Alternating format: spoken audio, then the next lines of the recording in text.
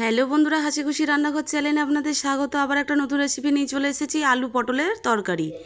তো নিরামিষ আজকে আলু পটলের তরকারিটা করব। তো চলো, কিছুটা পটল নিয়েছি, কেটে রেখেছি, কিছুটা আলু কেটে রেখেছি।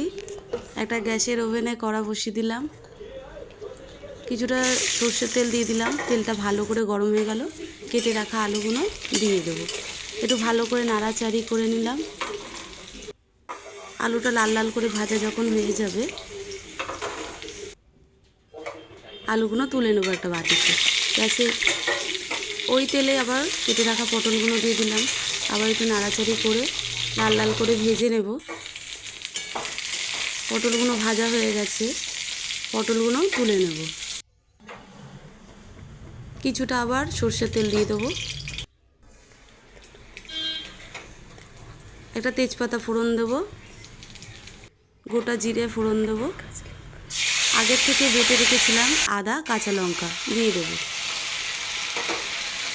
একটা টমেটোর কুচি দিয়ে দেবো। ভালো করে নাড়াচাড়ি করে ভেজে নেব। তারপরে হলুদ গুঁড়ো দিলাম, লঙ্কার গুঁড়ো দিলাম,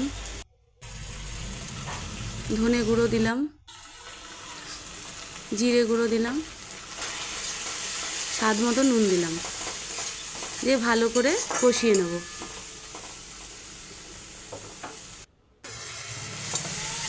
মশলাটা যখন ভাজা ভাজা হয়ে যাবে,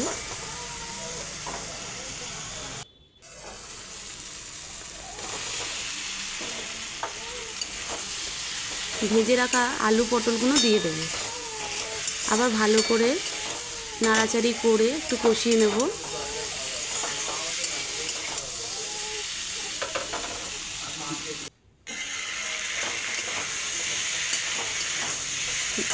ভাজা হয়ে গেছে, এবারে সেদ্ধ হওয়ার জন্য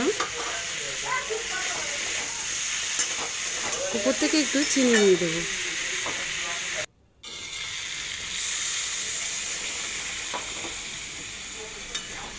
সেদ্ধ হওয়ার জন্য কিছুটা জল দিয়ে দেবো।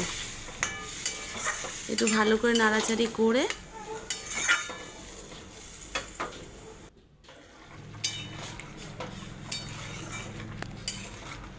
ঝোলটা ফুটে গেছে, আবার একটু নাড়াচাড়ি করে নিলাম।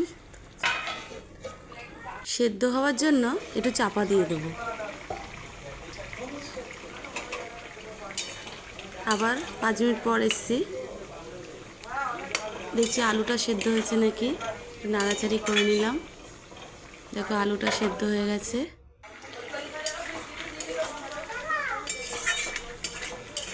আমাদের নিরামিষ আলু পটলের তরকারি এখানেই কমপ্লিট হয়ে গেছে। এবারে উপর থেকে কেটে রাখা ধনেপাতা দিয়ে দেব।